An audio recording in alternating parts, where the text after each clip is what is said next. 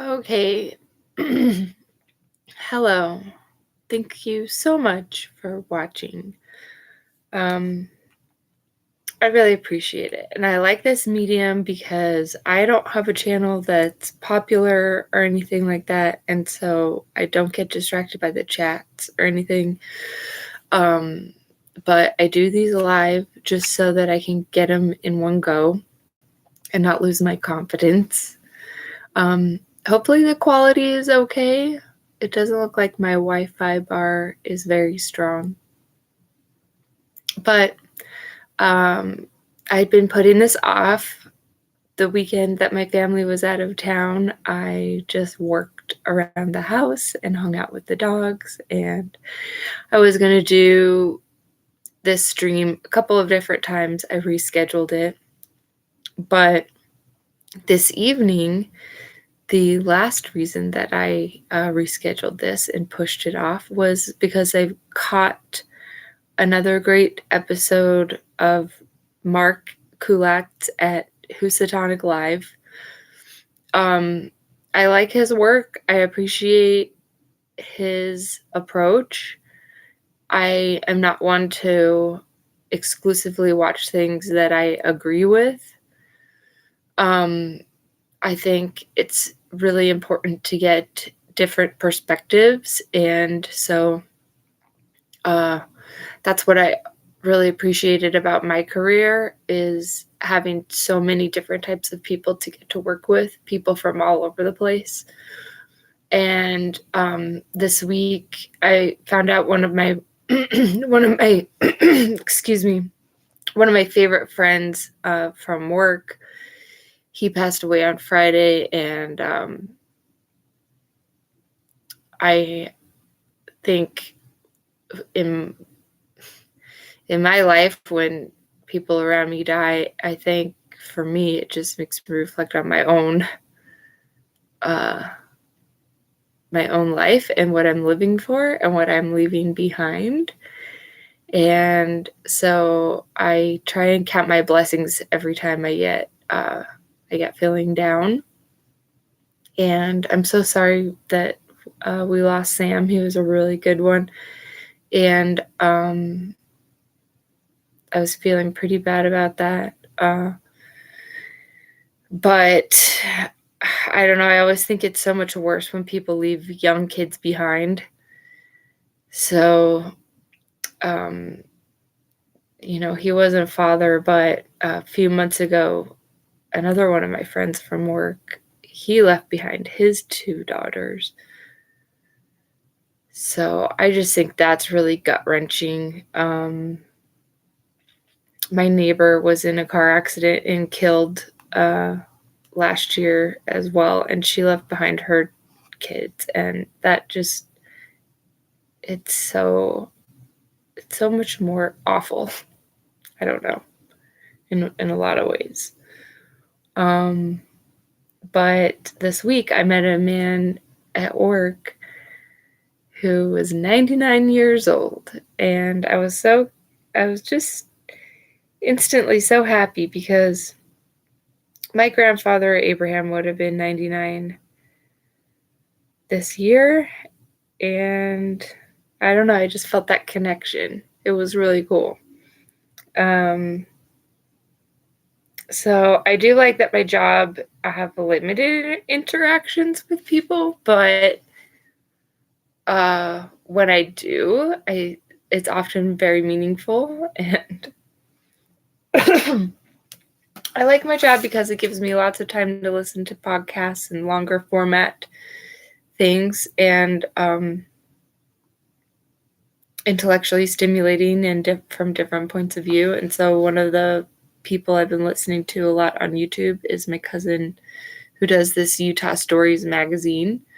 If you live in the Salt Lake area, you can pick it up in random spots. Although, the gig of being a driver and delivering these, like, gas is expensive. Like, it's just hard. All those little menial jobs, they're getting harder and harder to do. And I'm doing one, but also my job is like luxury service. Uh, and it's the most menial thing, but it's like I'm so humbled because some of my clients, they tip really well. Others don't tip, but at least they'll give like a good review. So, oh, CJK, I'm sorry to hear that. Thank you for watching. I really appreciate that. I noticed you from Seb's streams. And yeah, I can't imagine that. I mean, the closest thing I can relate to losing a close family member is like not really growing up with my dad, but I got to see him every 6 months or so when he would come to visit me. But no, I can't imagine losing a parent. And when I lost my grandfather, that was just devastating for me. And I was 14 and super pissed off already because I was 14. So when he died, I just really went off, and I was pretty messed up. And I did some bad things, in middle school and high school. And I just think this world now is so weird. Like, I live close to where I went to high school. And I watched these kids walking by today, and they just looked like zombies.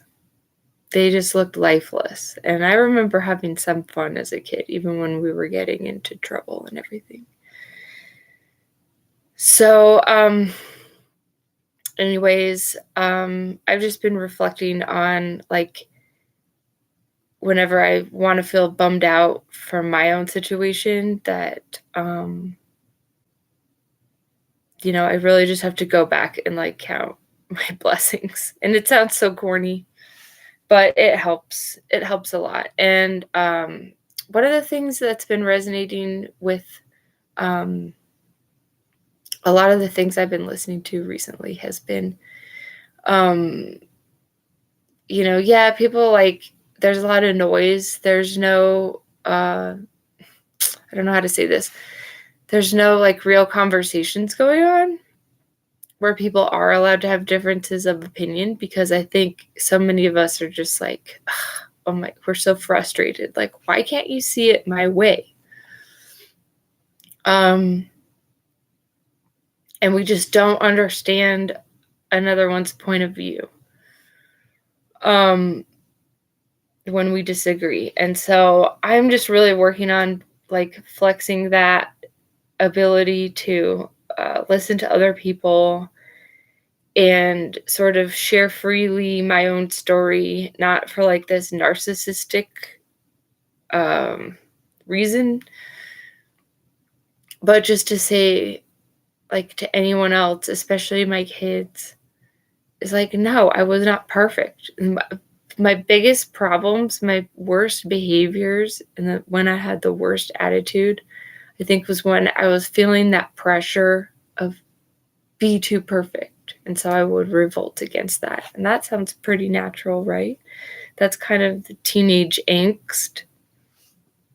So anyway, I'm just super grateful because, yeah, I agree. I feel so bad for kids. I mean, I feel so bad for my kids, because they're still really young, and my parents have been divorced my whole life. And so they have gone totally divergent in their politics. And so I wasn't sure if I was going to talk about this, but recently my kids just went to go visit my dad, their grandpa. And I guess he was just saying some weird things.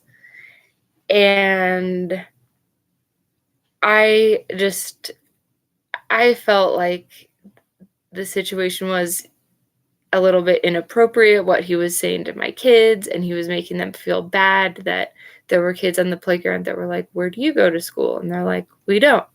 We're homeschooled. And he made it seem like they were just shamed But to me, like when I'm playing outside with the kids and they're squealing and running around and playing in the dirt and playing with the dogs or whatever they're doing, um, it seems to me like they're fine. At least they're better off than some kids that are stuck in a school building 30 hours a week. And things are just so weird in school, like especially where I live. There's a lot of school closures, redistricting, boundary divisions. Kids are unsettled in where their school is going to be next year because they want to tear it down and not rebuild it.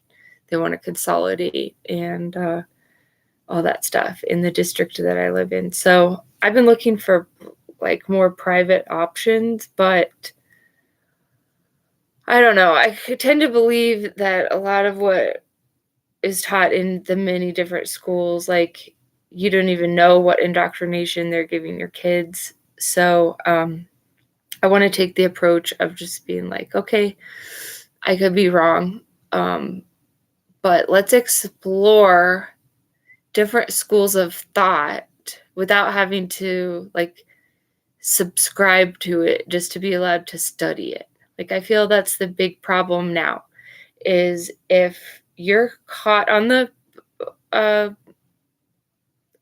public space saying, I read so-and-so's book. For example, a really divisive person might be Ayn Rand, okay? If I told my friends, oh, well, I'm reading this Ayn Rand book that I haven't read since high school, but it was thought-provoking back then, so I wanted to reapproach it now with this new framing.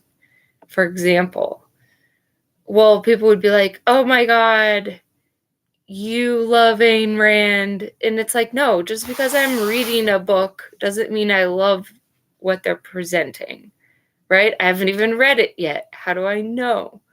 So I think that's the weird thing about the school education system is like you're on the day one, it's like it's perceived that if you're studying something that you buy all into it.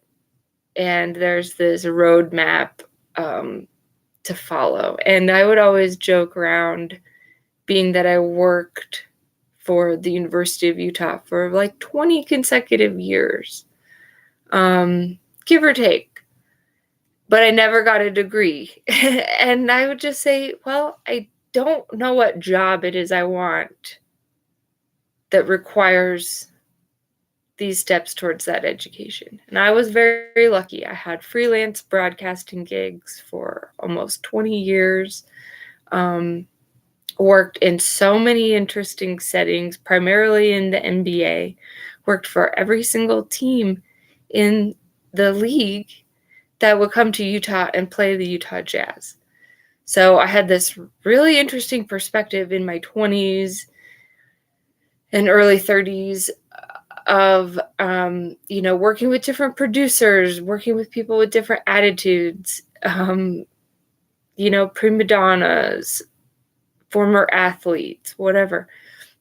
But then I was also working with the engineers, the people setting up the broadcast equipment. I had to learn a few technical things, but my job itself, that wasn't what was required of me. So now that I've left that industry, at least what I've been able to retain is an ability to hear out a lot of other perspectives. And I don't know if it's kind of like similar to like a psychopath can kind of model someone else's behavior. And I think that mimicry, I think that's how we learn from each other, Like you see the cool girls at your new school and you want to be friends with them because you perceive them as cool, but you don't know their ways yet. So you go in to the crowd and you're like, okay, I'm the weirdo with the glasses and the big hair, but can we be friends?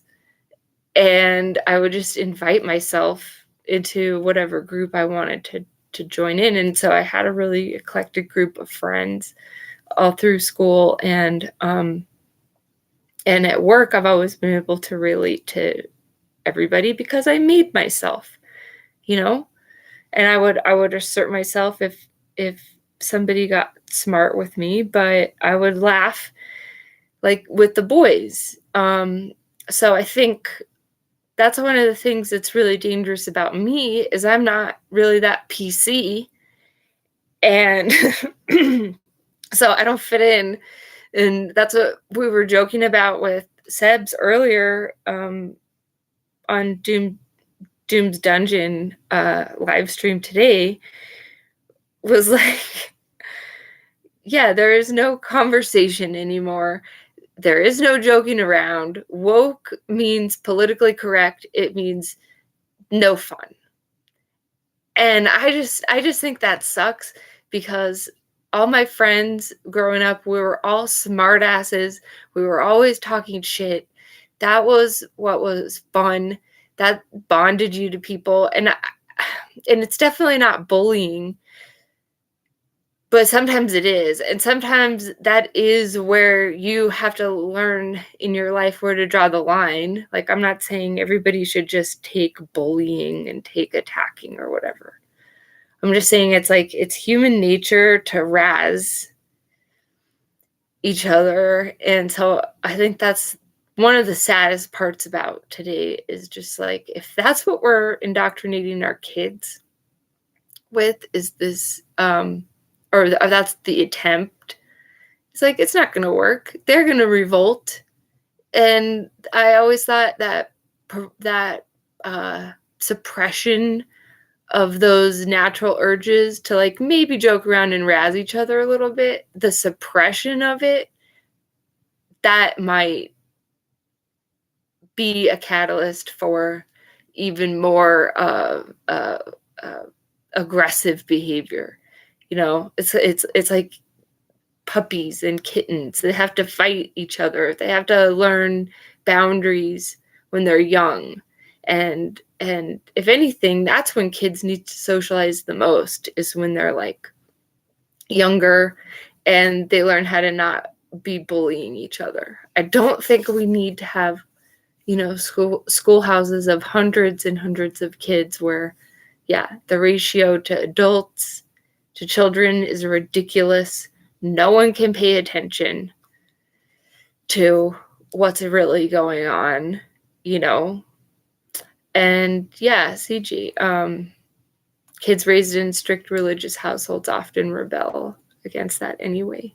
And I agree. And where I live in Utah, I'm not a part of the majority religion here that it's known for, but it's a surprisingly diverse place. It's just the perception from the outside is that it's all the same. But it's weird, and all the different little cliques that come out of it and the different ways that people react to that. And honestly, what I've been reflecting on with spirituality, and call it a relationship with God or the Creator, is that it can really do you a big disservice when you are forced to attempt to be so pious or whatever in order to have your relationship with that spirit. They can really disconnect you from it, because rather than just rebelling from the cultish behavior and the people that were trying to be your controllers, you lose that actual connection with God. And so I've been working on this essay project that I haven't published yet, but I'm calling it The Green Door.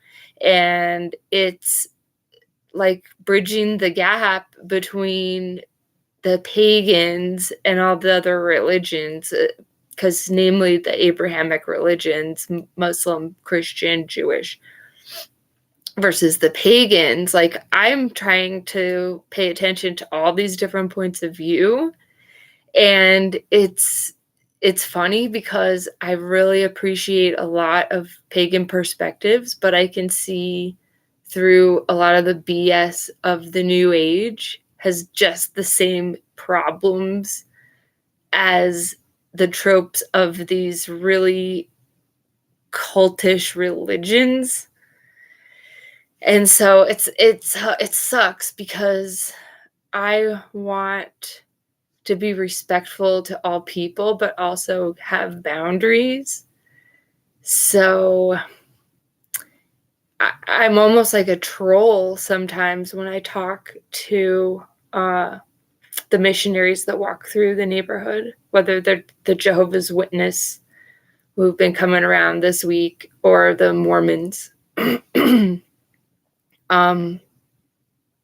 And so I just try and speak to them with respect, and I tell them about my weird gardening habits because I grow a pretty wild garden.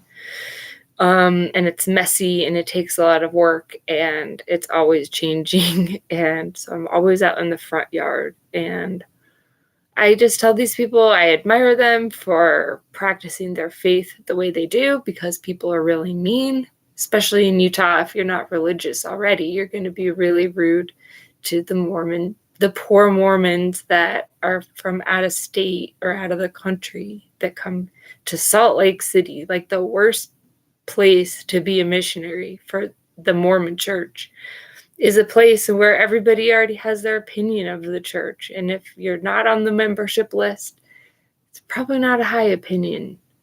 So I'm trying to respect the individuals for their own practice of faith, and differentiate that from our criticisms of the points of doctrine. And luckily I grew up in Orlando with lots of different friends that were all different religions, different families moving to a growing suburbia that were transplants from all around the country and all around the world. And I had a friend from India and had friends from Cuba and Puerto Rico and Dominican Republic, and my husband's family is from Mexico, and my step family is Norwegian. My grandpa's Armenian. So I have this great mix of cultures that I've had exposures to.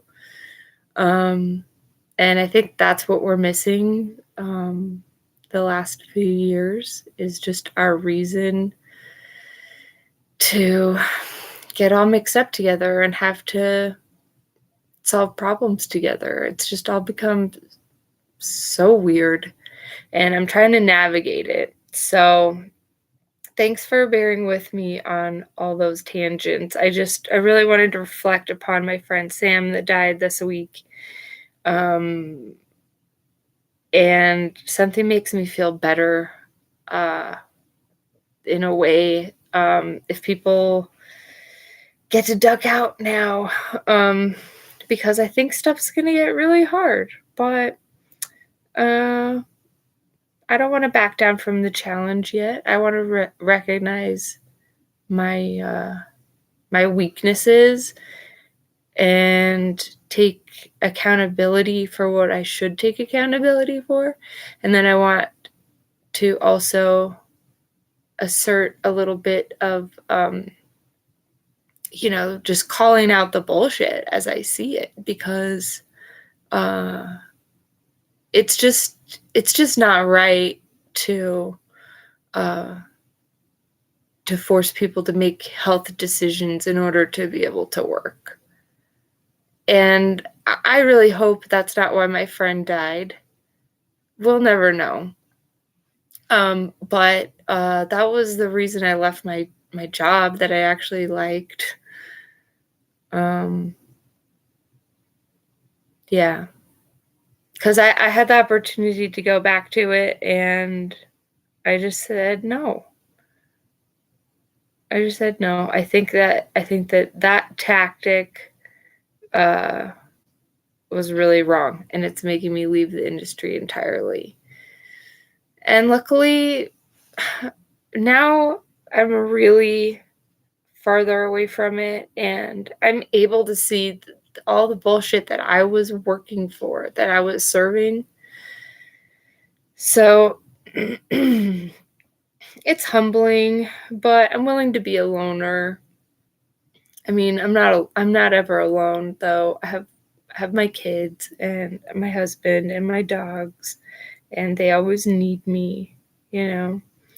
And yeah, unfortunately my dad, he disagrees with me on pretty much everything. He's trying to bribe me to give my kids shots so they can go on a cruise.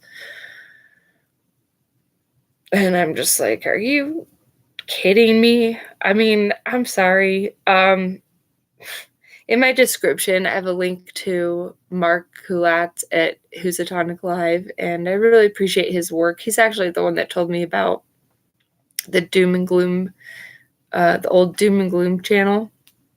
And I'm so glad when I found out about Sebs, I was like, wow. It's like, this is great because there's not a lot of women in this conversation that aren't, I'm sorry, the one side or the other, like really new agey or really Christian points of view. And yeah, I'm starting to see through a lot of the stuff that I used to think was interesting, like the Gaia content, like the Bruce Liptons and Greg Bradens and Barbara Max Hubbards and these like new age transhumanists. And I'm starting to really question that whole thing, the Irvin Laszlo's and all that. I was really naive to that stuff. And I appreciate the work of Alison McDowell, but I think, you know, I guess, yeah, this is one of the tropes of women that I kind of tend to think is often true, is just that, yeah, we could really be off-putting, but I think you just get to the point where you're just like, God damn it, can't you see it from my perspective? And so whether you're male or female, I think we all do that, and we push away the would-be allies. So I'm trying not to do that. I'm trying not to get into the drama. But yeah, I want to be able to take account for myself, but I do want to be able to call out certain things. And so, yeah, it is kind of frustrating when you see other people like burning bridges when they really don't need to do that. You know, we can give others some grace. We can give ourselves some grace too. So I'm just trying not to be such a jerk and to recognize that when I don't like somebody else's behavior, try and figure out when am I doing that? And yeah, when am I being a jerk? And how do I approach it next time in a different way? And yeah, I guess also, yeah, you have to learn when to walk out of the room. You have to learn when to, you know, step away from the conversation.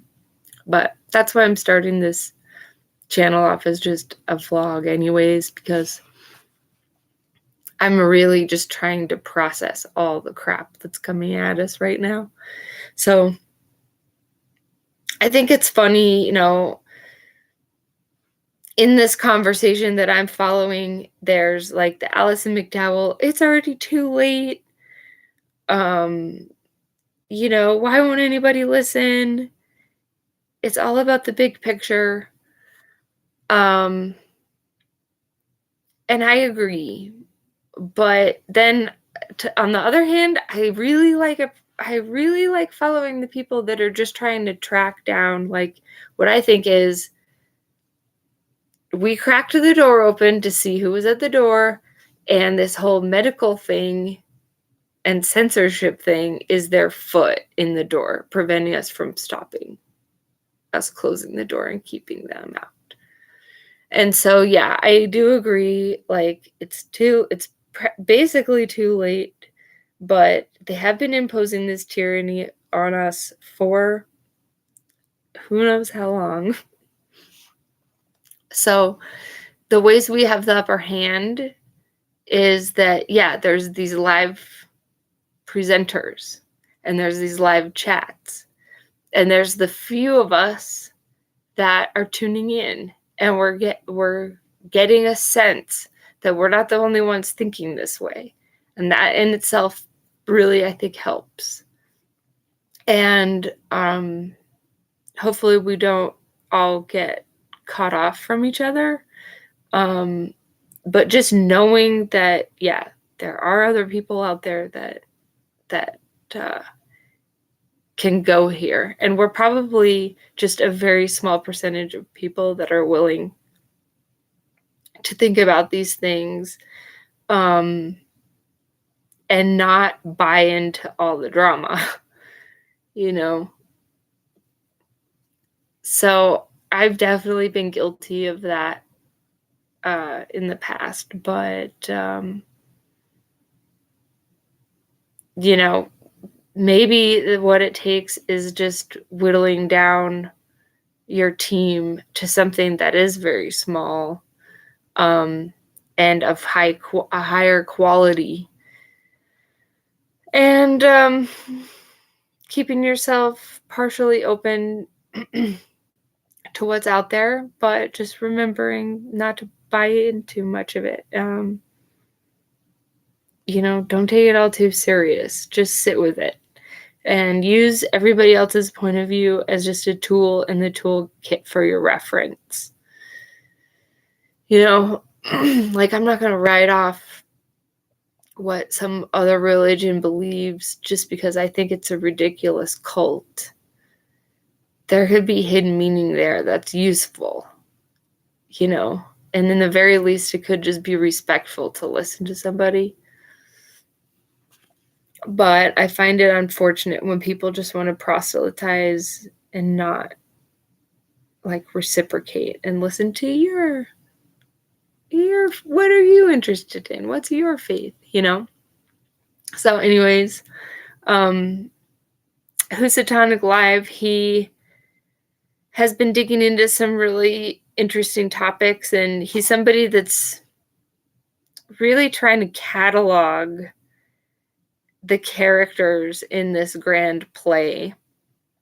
So it's very useful in that sense, and I don't think he needs to be right. I think he is really just documenting his process.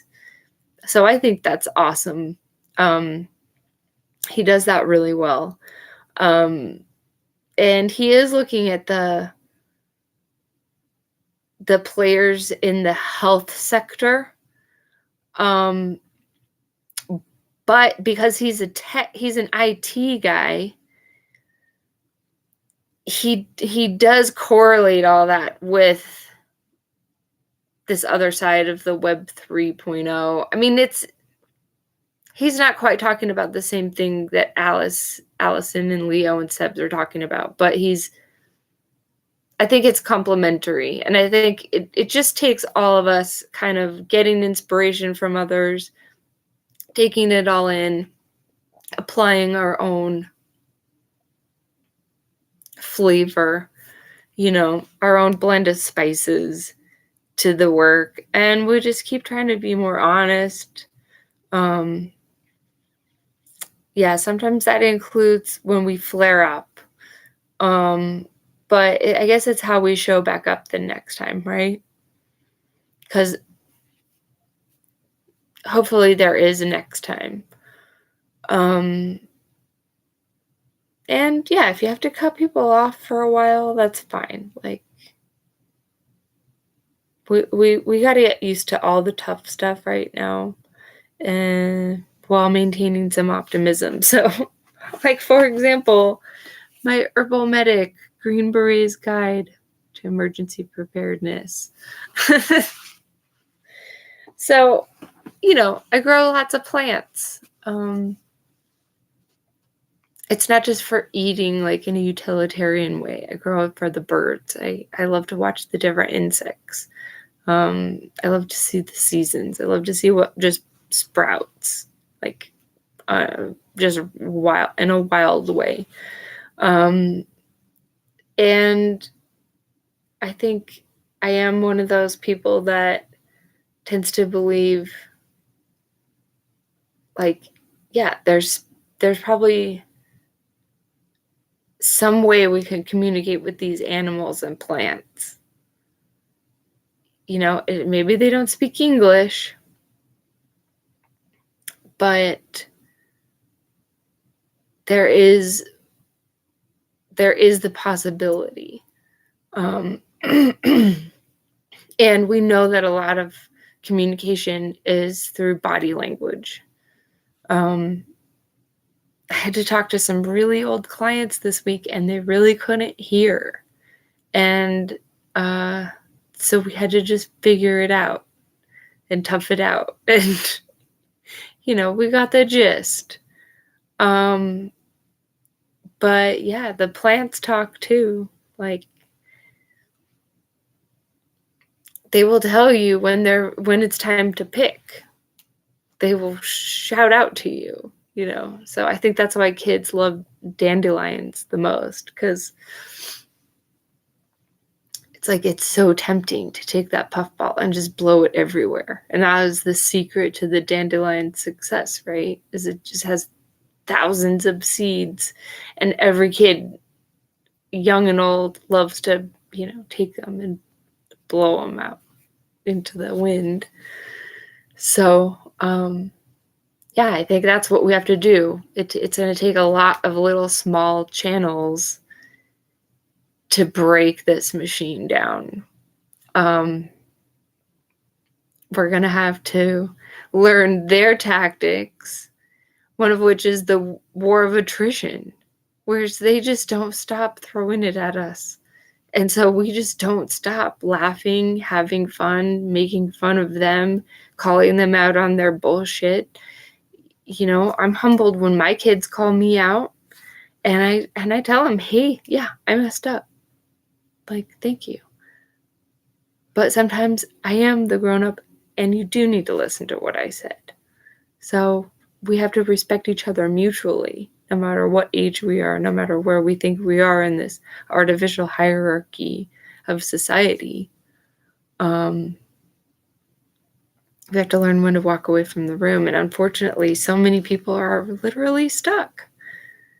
And there's so many veterans that are homeless. There's refugees that probably haven't been in Utah for weeks. And I see them begging on the streets with poster boards in their Venmo. So it's like, what are we thinking bringing refugees into this country when we have a homelessness crisis? We're giving billions of dollars to Europe, and they're still going to be cold this winter. I don't get what they think they're trying to pull on us. But yeah, if it takes figuring crap out like our great grandparents did, then yeah, I'm willing to learn how to help people. Hopefully they won't try and shoot me and take my supplies, because I'm gonna have seeds, and I'm gonna be willing to do hard work. So I don't know, that's just what I want to teach my kids, and that's what I want to reflect upon, is being in a place where I'm not just so sad that I can't do anything. I can do something. And CJ, thank you so much for coming to my channel. That's so freaking cool. And I look forward to talking to you more down the road. And for now, have a great night. We'll talk soon. Bye. Yeah. yeah, how much it means that I had somebody in my chat, because like literally I never have anybody watching these live thus far, just with my, talking head format. So yeah, it means so much. And we can help each other. And I think, yeah, if anything, I'm grateful for the technology because it does introduce us to people from all over the world. And we have such a great opportunity here. So yeah, hopefully we don't squander that. Um, and I know all the things that I've messed up. And yeah, so if I'm